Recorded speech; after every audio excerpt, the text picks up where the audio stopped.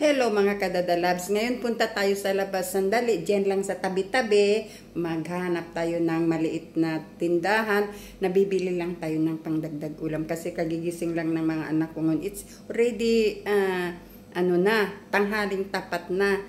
So, nagluto ko kanina ng gulay at saka ngayon gusto ng anak ko bumili ng bread. So, tara na mga kadadalabs. Sandali lang tayo punta sa labas. So, lalabas na tayo mga kadadalabs and see you later. Titing tayo kung anong meron ba sa maliit na tindahan. Sa Bakala. Ang tawag dito Bakala. Although mainit sa labas, pero malapit lang naman. We will try kung anong weather, ang gaano kainit sa labas. So, see you later mga kadadalabs.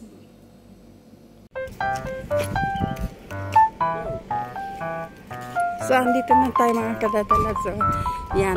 Tingnan nyo ang bakala na yan. Ay sa akin. It's our Bakala Alam. Beauty Alam. Grocery. Pasok na tayo. Ang buksaw ng di saan sa kilohon? By kilo? No. By bundle sa yan. Bundle. Very angkong. Yan, meron silang dilis. Can I check this one? The small fish. This one, yes.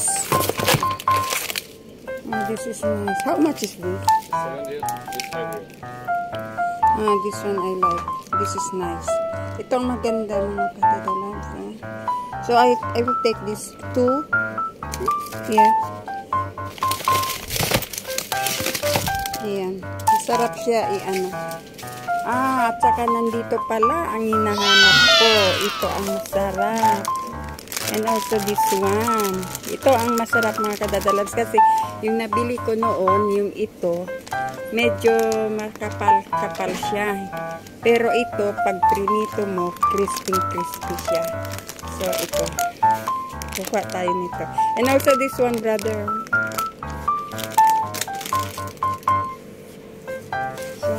Mami kita soft drink? Ha? Ano pa? Why na? Okay. So, ayun, nakabili tayo nabili tayo ng packing tape ng sister ko. Nakabili siya. So, yan ang bakala dito mga kadadalabs. Yan. So, ito, dito na tayo. Ayan yung building number. Tingnan daw natin kanina. Ayun. Iba tingnan. Ano na sa building kami sa gate, green gate. Kasi hiningi ng pwede kami magpa-deliver. Hindi na tayo mga kadadalabs. Ito, kwarto-kwarto ang bahay dito. Ito na yung mga kadadalabs sa ating kusina. Ito na ang nabili natin. Ayan.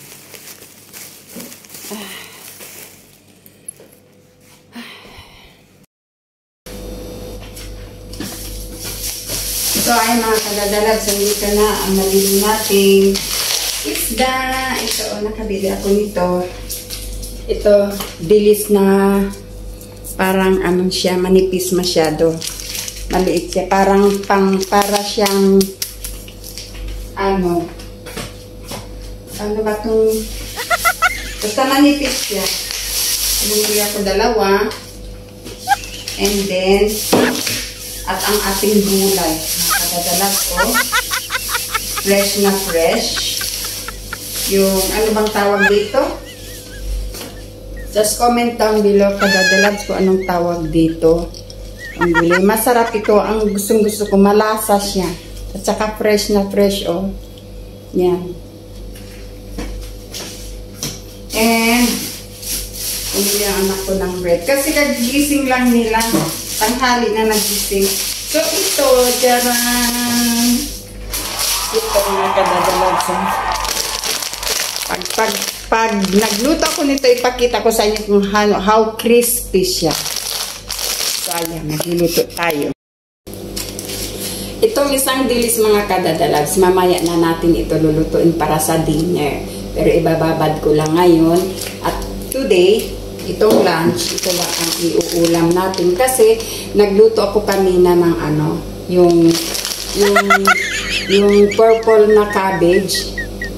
Binalot ko siya. Ginawa ko siyang parang upoy. Pero ang sarap. So ngayon, dadagdagan natin ito.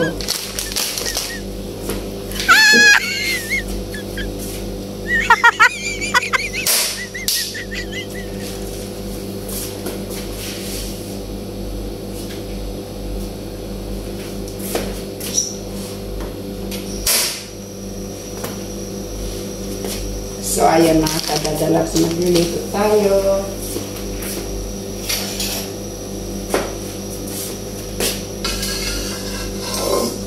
Ito pinaglutuan ko kanina ng ng cabbage, na purple cabbage. Pinagprituhan ko.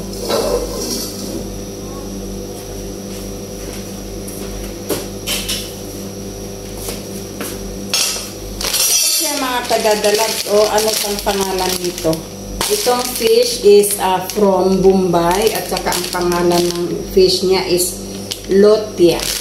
So yung nabili natin noon is steak din na parang from shark siya, and then they cut into strip, but may din yun, may crispy din yun, pero hindi totally siya crispy na kasi makapal siya.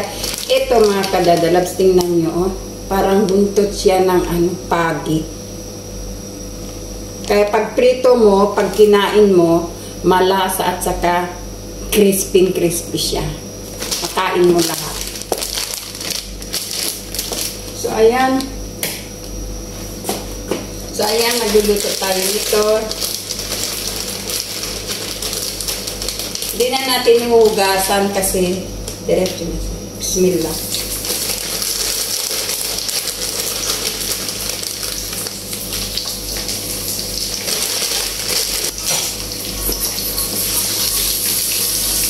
Ayan siya mga kadadalags. O, tingnan ninyo. Yan.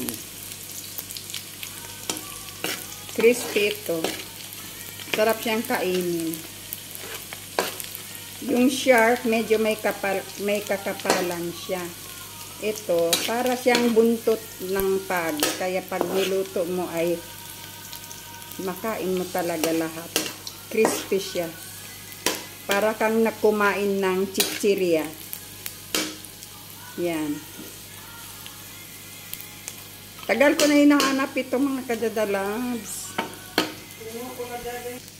So, ayan. Tingnan niyo mga kadadalags. Ayan mga kadadalags ang ating dry fish. Na crispy siya. At kanina kasi nagluto ako ng gulay. Yan ang gulay natin na purple cabbage. And ito ang isda natin binili dyan sa Bacala. So, magla-lunch na tayo. Para sa mga anak ko, it's a brunch. Kasi kagigising lang nila.